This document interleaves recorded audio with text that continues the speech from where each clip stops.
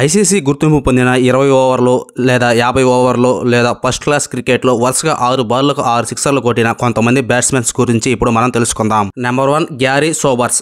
Sir Garry Sobers 55 ఏళ్ల క్రితం తొలిసారిగా ఈ ఫీట్ చేశాడు.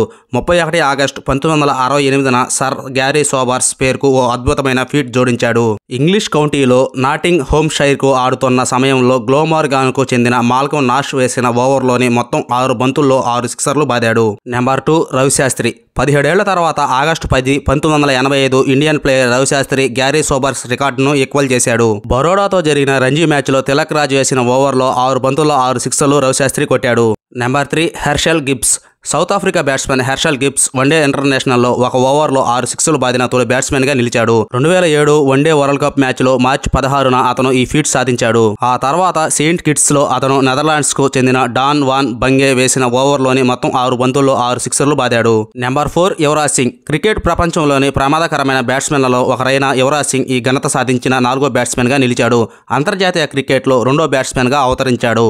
సెప్టెంబర్ 19, 2007న ఇంగ్లాండ్తో జరిగిన టీ20 వరల్డ్ కప్ మ్యాచ్లో యువరాజ్ సింగ్ స్టోవర్ట్ బ్రాడ్ను లక్ష్యంగా చేసుకున్నాడు. మ్యాచ్కు ముందు ఆండ్రూ ఫ్లింటాఫ్ యువరాజ్ పట్ల అసభ్యకరంగా ప్రవర్తించాడు.